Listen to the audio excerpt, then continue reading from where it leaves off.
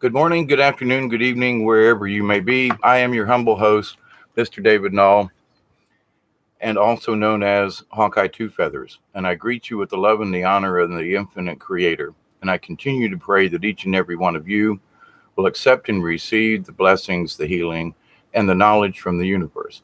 Now, with that said, this particular video has to do with sigils, um, symbols, totems, animal totems, that kind of thing. Now, first off, I want to warn people about sigils. Now, if you do a quick search on, I use DuckDuckGo, and look up what sigil means, sigils are the representation of demons. Now, you have to stop and think. There are some folks out there in the New Age area who are discussing the fact that you should make your own sigil. And I want to warn you, please don't do that. Okay. There is a lot of misinformation out there, and sigils are very powerful. And I have stated this before, and I will state it again, in that there are master wizards, um, gurus, whatever, who wouldn't even dare to try to create sigils because they understand how powerful they are. And there are folks out there now who think, whoa, this is the new age thing. And, we're going to create these sigils that represent who we are. Now, you got to ask, why do you want to do this? You already have a guardian angel. You've already got a spirit guide. You've already got someone that you're attached to the universe with, your higher self, if you will. So what do you need a sigil for? To represent what? I mean, why are you doing this? So people, before they stop and think about, wait a minute, what is my premise for wanting to do this thing? If you do something with that strong of an intent, especially if you don't know what you're doing. I mean, for all the 55 years of my knowledge and still growing, I would absolutely refuse if anybody said, well, can you help me make a sigil? Or, no, absolutely not. I delved into sigils years ago, and I found that simply by copying them down and doing research, that I was getting spiritual attachments that were unwarranted on my part, simply because I copied them down and I was doing research. And I realized that there were dark entities just hanging around out there, just looking for a chance to come through into this universe. And by having a sigil of some type, some mark, some form, something that was actually giving them power to come into this universe. And why would I do that? Why would anybody want to do that? I mean, even grand wizards and masters of master magicians, you got to be nuts to want to try something like that. So now let's go on to runes. Now, I have used runes and I understand runes, not to the point where I can tell you which everyone is. I got a book for that and information. But runes are different. They are not sigils per se. They are representative of key factors in the universe. So one of the things that you do is that there are patterns the way you lay them out, much like tarot cards. Okay.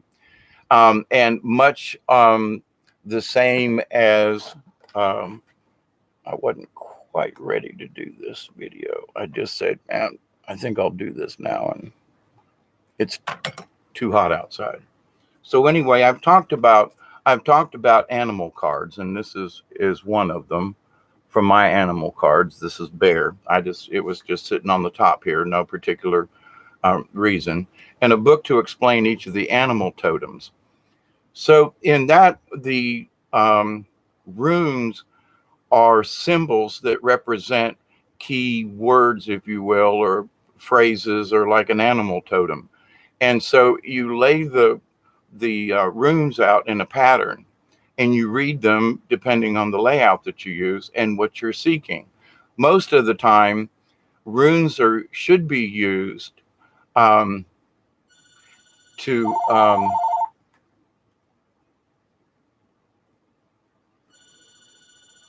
Sorry about that. An unwelcome phone call right there. Some weirdness. You know how they do with phone calls anymore. Anyway, but to the point with runes, though, it's like tarot in that you're looking towards the future. You're asking questions to the universe, and they come out in the form of runes. How you lay them out, the message that comes out, and there's an upside down. Each one of these symbols have, even the bear signs or the animal totem signs. They have an upside down reading, which is not necessarily a negative, but an opposite way of maybe looking at what the animal totems are. Now, these have been used for thousands of years, but to create a sigil, especially on your own when you don't know what you're doing, to represent some kind of thing that you're not sure of, is spiritual suicide in a lot of ways. And people need to be aware of this. It's like, wait a minute, maybe I should do a little more research before I just go off half cocked on some of these, terminologies and things. Well, I watched somebody's video and they talked about it and it sounded like a good idea to me. Wait a minute, you need to go in deeper. And because these folks, I don't believe, have gone in deeper into trying to understand what the sigil actually means and how strong they are. They discuss it and they go, oh, yeah, these are really powerful symbols. We come up with our own and all this other kind of stuff. And that's just absolute nonsense. And so it's that, we have to be careful with what's going on. And the phone hadn't rang all day, and I start a video and the phone rings. You know how it goes. Anyway. So with all these things that are going on with sigils and so forth, and people trying to find, quote, magic in the universe, they still haven't done their own internal homework. So if you want to find out something, I'm not necessarily a fan of tarot. That's just my own particular thing. But if you want glimpses into what's going on in the universe and things, there's a lot of other ways to do this. But to create a sigil and it be like a family crest, do you actually know what you're doing? People say, well, I meditated on it and this is the picture I got. Yeah, but what if that picture is being brought to you by an entity that's trying to influence you and you're just out there surfing the universe and an entity comes in and gives you this picture in your head, and the next thing you know, you've created this symbol that represents something. You think you know what it is, but the universe knows better. And so I caution folks, if you know anybody that's trying to create sigils or suggest that it's a good idea to do, I would caution you greatly. Please do some more research into this. I'm telling you, master magicians and high-level wizards, they don't even go there with this kind of stuff because it's so powerful. And we don't need to be going there. We can achieve a higher level of understanding in our own spiritual awareness without messing with any kind of other forces. The other thing is that there are people who kind of want to push their spiritualism. In other words, they're looking for shortcuts. And trust me, I've tried shortcuts and they don't work. You got to do your own internal work. You have to do your own footwork. You have to walk your own journey. You have to walk your own path. And shortcuts don't work. They can be enlightening. They can bring you lightning. They can strike you dead and you can be possessed by some spirit that you had no intention when you go fooling with stuff you don't understand. So people need to do basic understanding of the wisdom, the knowledge, and the teachings of the universe, before they go off half-cocked on some kind of, well, here we go. Here's somebody that we trust is talking about this stuff. And wow, why not? No. Please. Somebody must be the grown-up in the room, and they've selected me to bring this up and say, listen, don't do sigils. Work with animal totems. There is a lot of good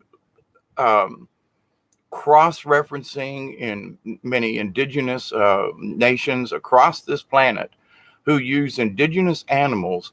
If you get a feather, what does that mean? What kind of bird is it from? What were you doing? What were the things? Did you find the feather? Were you led to a feather? Did you see animals? And their nature will show you things. But if you try to expect a result, or you try to force the universe to give you the information, you're going to find out that, wait a minute, you just stubbed your toe big time. You're going to walk around hobbling on one leg for a while.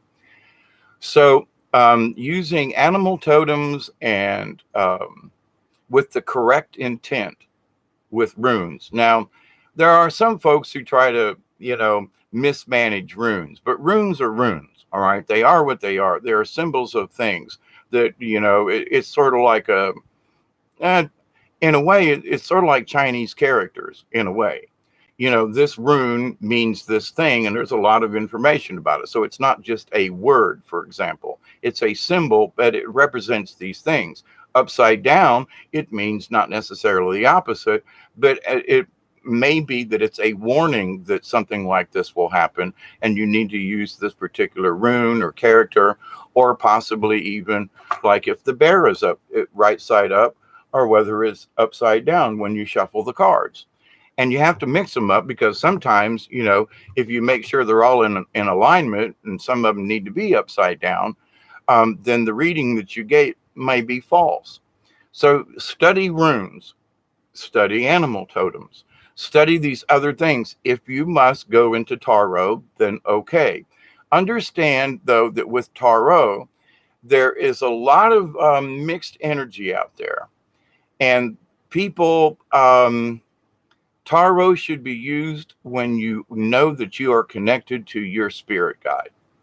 If you're using tarot and asking any entity to come in and talk to you, it's like using a Ouija board. You ain't got a clue as to who's on the other side wanting to chat to you or how they may attach themselves. And there's about 5 or 6 years ago, there was a very nasty situation here locally that involved some people using Ouija and some other forms, and it led them into some dark areas. And then folks actually ended up creating spells against me and the light that I was trying to bring. It was a horrible situation. And I don't necessarily think they started out that way, but through the Ouija and other things that they were using tarot as well, but they were using it with dark energy that was attaching to them, and it gave them false readings. Now, the same thing could happen with runes, but I've noticed that there are more people that negative energies can feed when they use tarot cards. And that's just my own personal experience. So if you use any form of divination, you want to know what the future's like, you want to know something about something, be very careful, because we're in a situation in the universe right now, especially our planet and our solar system and this galaxy. We are in flux. So things are kind of like this. So you may ask a question and it may be pertinent today, but you may ask the same question tomorrow, but because things are in a flux, the answer might be actually different. You might not get the same two answers. So people are using these different types of divination to find out information. Some folks are like, well, I want this person to love me, like a love potion or a something, or they light a candle and repeat this incantation. Listen, you can't force the universe. The universe works on its own. Anytime you put your ideas in there and people say, well, I want this person to love me. If you don't click, then no matter what you do in the spirit realm or in the etheric or whatever, magic, however you want to look at it, if you try to force the issue in any way, it's not going to turn out well. It's going to end up horribly wrong. And people are going to, but I thought this was going to work, and the love charm or the this thing or the that thing. You're trying to force the universe. And you can't do that. You just can't. You should seek guidance from the universe on how to solve your problem or to how to get love. If this person that you're infatuated with is not infatuated back, why would you want to make them be your lover, your spouse, whatever? What? You can't force the issue. And trying to change the universe and universal laws through any kind of divination or any kind of forcing the issue. Well, you can say, well, I'm going to say a prayer because I'm going to go do a public speaking event. And I wish I'm going to send a prayer out there, and I'm going to light a candle, and so that I can be the best person, and I can deliver my speech properly, and I can get it across to the audience. Now, that's not necessarily messing with the universe. That's asking the universe to help you achieve a particular thing. But if you're trying to achieve dominance or authority or something, you want somebody to like you, love you, send you money, whatever it is, that's forcing the issue. We shouldn't be doing that because it's unnatural in the universal natural law of things. And especially when people go tinkering in places where they don't know how to tinker, they're using this new way. I hate to use it, but it's true.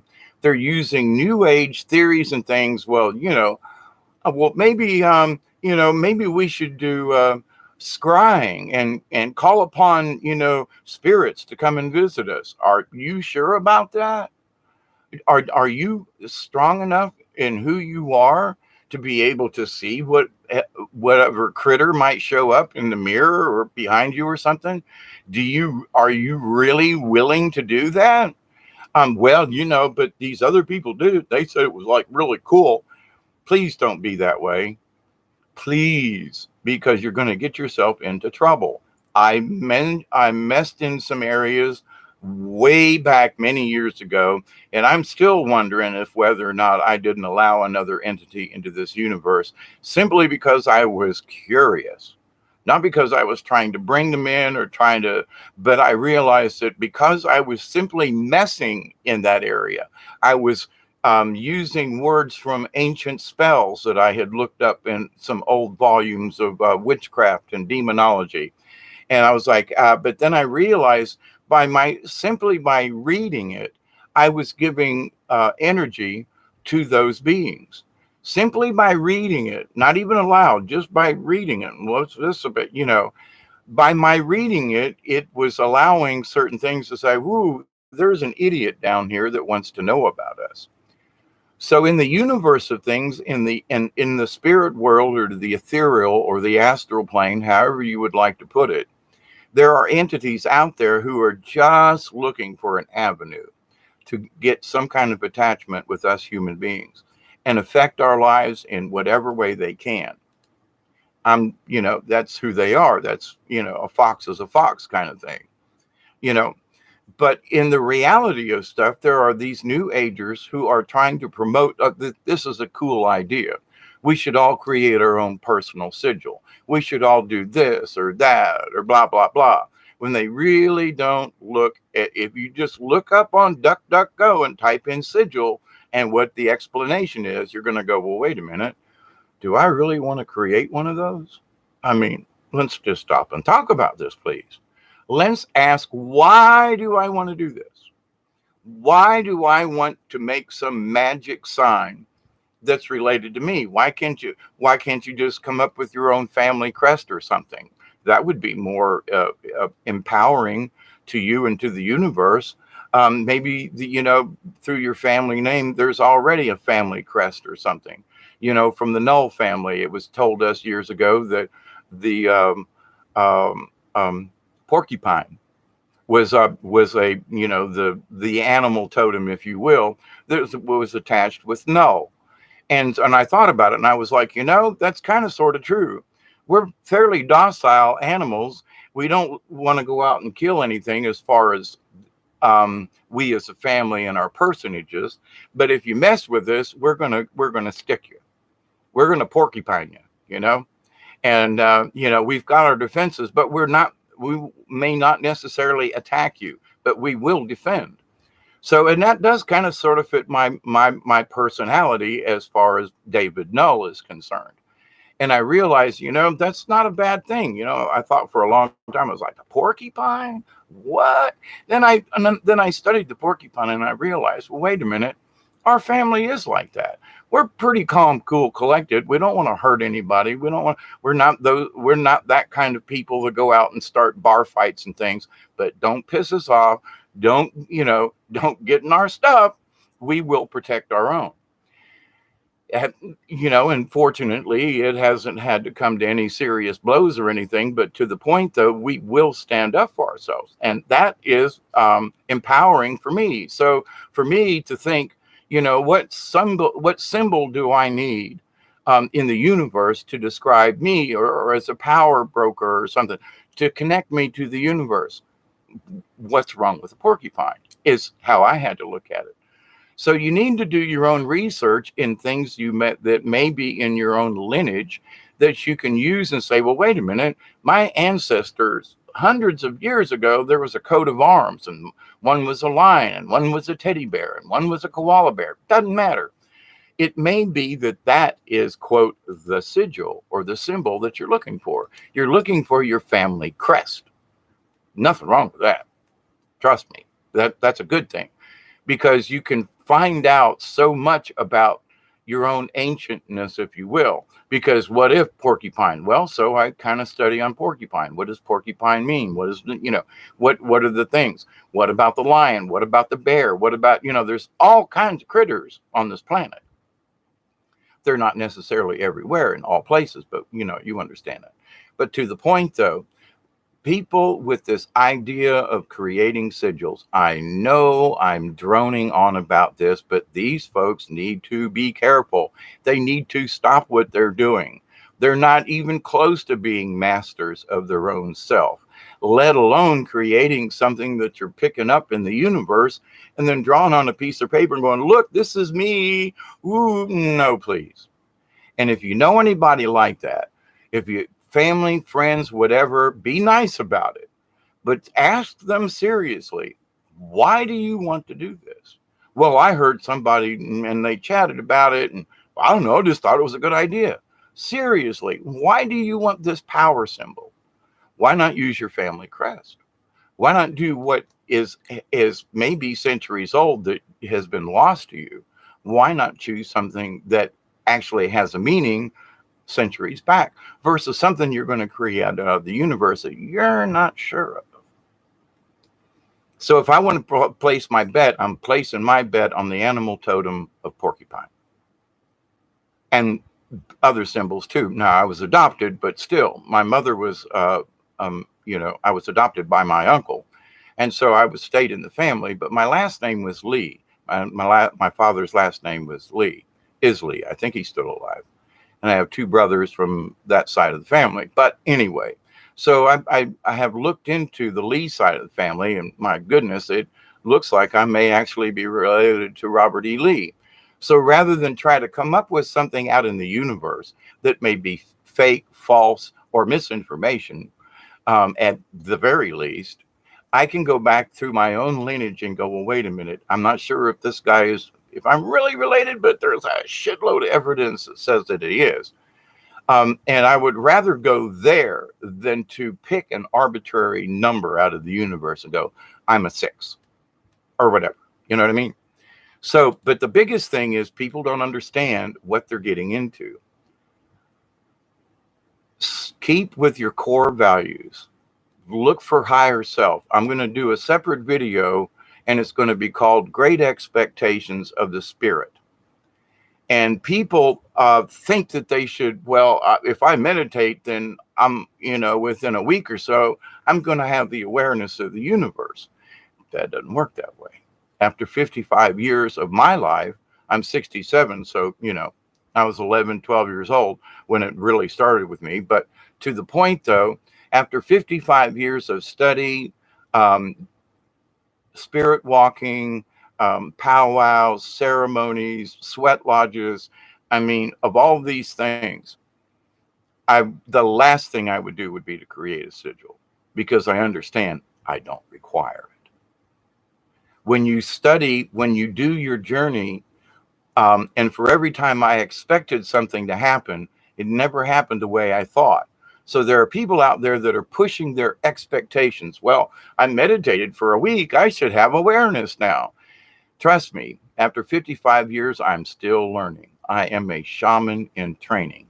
And until I can learn how to walk through that wall just on the other side of this computer, I will not have mastered the technique.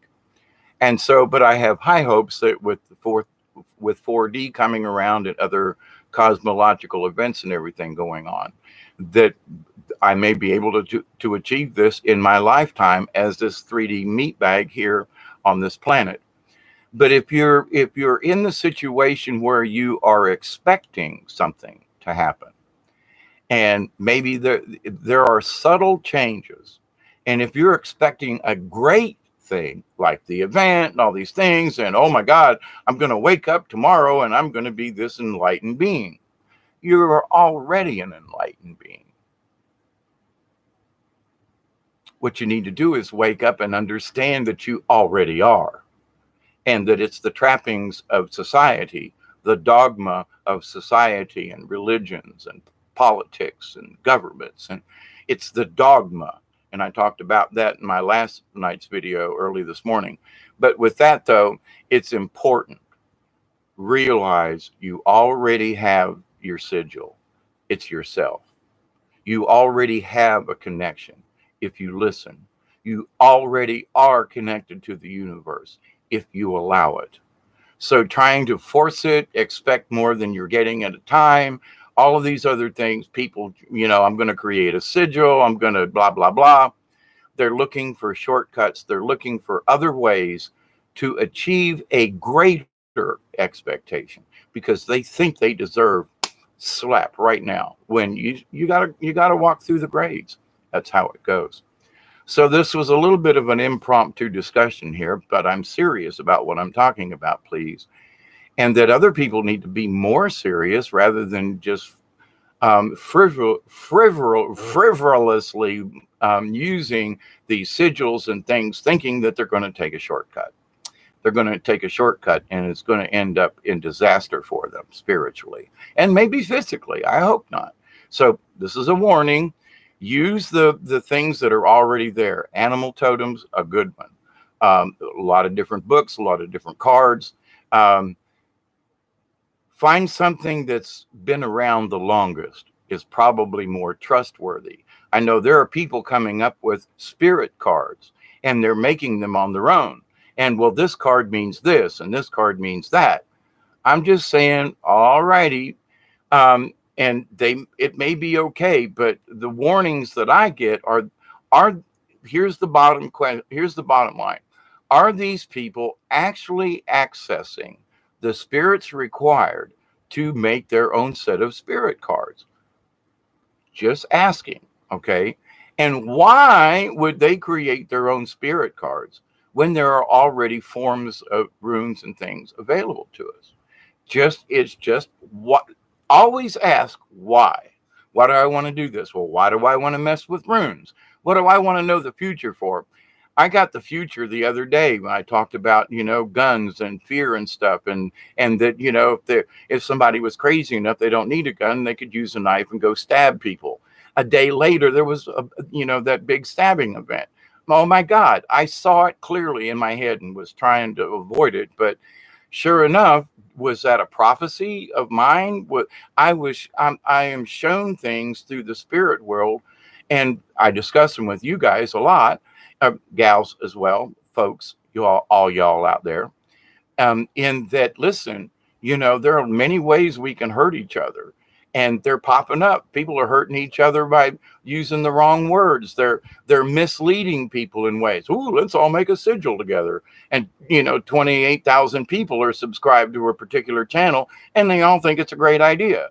So now there's 28,000 beings out there, people who don't have a clue because they're searching, and now they've got misinformation. And not to say it was on purpose, but that this information that, ooh, this sounds like a good idea, when they really haven't done their homework. So please, be nice, be kind, be sweet, be compassionate. We need to stop these folks before they harm themselves and possibly somebody else, like a loved one nearby that may be affected by these kinds of things. We don't want that. Stick with your own spirit guide. Trust me, if I ask what's going on in what's coming up in the future, and they give me this kaleidoscope of pictures and things, and then I see people getting stabbed, and I see this and all these pictures, oh crap. And then when it happens, it really blows my mind. So yeah, and I didn't use any cards or tarot or anything like that to achieve. I just listen to the universe. So fine tune your own radio station, fine tune your own connection to the spirit, fine tune and make sure your spirit guide is the one you're talking to. You won't need these other objects. They're helpful sometimes. I like to use I haven't used my runes in a couple of years because I was told, not spiritually as a shaman, that I was following Native American traditions, and they don't necessarily use runes. Okay. Celts do that, and I was into that area, but then I was drawn more into the Native American, and I was told through my spirit guide, you shouldn't use different types of, I hate to use the word magic, but tools, for example. If I'm going to be native, if I'm going to follow the Native American tradition, they didn't have runes. That was somebody else's deal. Okay. Now, if I was studying just Celtic, and, Germanic and England and, Scotland and Ireland, over there, then if I was really into that, which for a while I was, and I realized there wasn't enough spiritual connection for me there, when Native American shamanism and that type of thing was, for me, was much more available, and I understood it better. But at the same time, my spirit guide said, don't muck around in two realms. So stick with Native American, or stop this and go with the Celts. Don't mix the two. That was me personally. But as a half-ass warning, if you will, make sure and ask your own self, should I be, am I really over here and I'm looking over here because, well, this is cool, and it is, and well, maybe I can learn, and you may, but is it really necessary for you? And should you use these other techniques? Is it your spirit path? Maybe not. For me, it was don't combine the two. Now, recently, I have been told that because I have achieved a certain level of spiritual awareness, or whatever you want to say, I understand now how I can use runes when necessary. But the bottom line is I haven't found it necessary yet. How about that? Unless somebody said, well, you do a rune reading for me. Well, that's different. But I realize I don't need to do a rune reading for myself any longer. It just comes in naturally from the quantum. So, my friends, I'm going to keep this at a half hour. I'm just going to repeat myself over and over again on certain subjects, and that just isn't what I want to do about this. But please be careful. If you're delving into these areas, be mighty careful. I would suggest you don't until you understand more about it. If you're not sure of something, don't go there. Ouija boards, tarot cards, if they don't seem to fit you, it's like the old Chinese say, the old proverb. If you want to find out a solution to the problem, eat it. If it gives you a stomach ache, then it's the wrong thing. So, and I was watching a video, a series, I can't even remember what it was, but the guy said, if you eat it and it gives you a stomach ache. And I was like, oh my God, he's quoting Confucius, and I'm like, so this idea though, we have to follow our gut feeling. So if you're trying something and your gut says maybe not, if you're trying to convince yourself that it's right, you need to understand the difference there. There have been times, well, it's okay, I'm just playing. And when really, and you shouldn't be, if you don't understand it, then don't go playing around in it. And I had to back off. And that's when I learned about sigils a couple of years ago. And I went, oh my God, I was just doing research. And now I have a sigil written down upstairs that I need to take care of because I wrote it down and I didn't know what I was doing. And I need to take care of this thing because I'm not sure what I brought home, if you know what I mean. I copied it down to research it, couldn't find any information about it. So somebody created a special type of sigil, and I got it wrote down on a piece of paper upstairs, and I got to get rid of it properly because I was just doing research. So we must all be careful. Doing background work and doing looking in, learning about the Anunnaki and this, that's all great. But what is it going to do? What good is it going to do you to be a better, higher being? Is learn, and I'm just using Anunnaki as a word. You could follow the Jewish faith, you could follow Catholics, you should look for orthodoxy, whatever it is, Buddhism, um, if you look in a particular area, does it feel right in your gut? If not, if you're like, well, I don't know, there's just something fishy about that, that's a warning sign. Stop what you're doing, back up a little bit, and reconsider what you're asking for. Why do you want the information? Well, I want to know the future. Why? Well, I don't know. I want to know the future. Are you sure? I asked that years ago and I keep getting these updates. And I really don't want to know the future if you want to know, because some of these things ain't pretty. And I got a confirmation on something today. And I was telling people in other videos about earthquakes and things. And I've been warning folks about in the Midwest. And I got confirmation today that yes, it's true. The energy is still shifting towards the middle of the United States, and folks should kind of get ready for some heavy duty rumblings. And this is sort of coming from ET, if you will, but also from my Mother Earth, the things that I've been picking up on, and visions that I was shown in 2013. They're coming true now. They're very here. So be careful what you study. Be careful. Understand that even by reading a spell or something, you could be endangering yourself, because you're just repeating in your head. You're allowing that access to come through. So if you're doing research, you got to be careful. So, my friends, 36 minutes in, and I chatted 5 minutes longer than I thought it was, but it's very important. So thank you all for your attention. Thank you all for your kind words and comments. I absolutely do love you all. In my opinion, we're all in this together.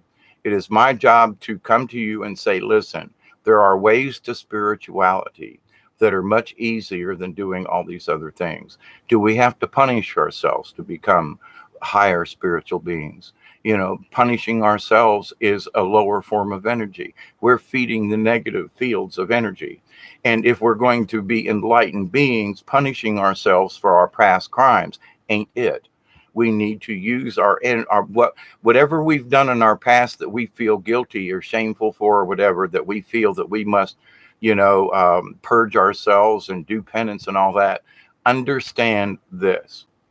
The best penance you can do is to right a wrong, is to take something you did wrong, whatever, however you look at it, and make it better in the future. To continue using pain, flogging yourself, however the punishment may be, is absolutely the opposite of where we need to go with this. And I've kind of upset a few feathers when I discuss this, but listen, somebody's got to be the grown-up in the room. I have punished myself for 50 some odd years or more. And trust me, it never gained me anything but pain and sorrow and anguish. And I had to learn that, guess what? The way out of the sins, the way out of the guilt, and the way out of the shame is to do something positive in its place. That's that's power. That's magic. That is what you should be seeking. Control of yourself and what comes in the future by how you look at things, and the fact that you stop bringing any negatives forward. That's an important symbol, if you will.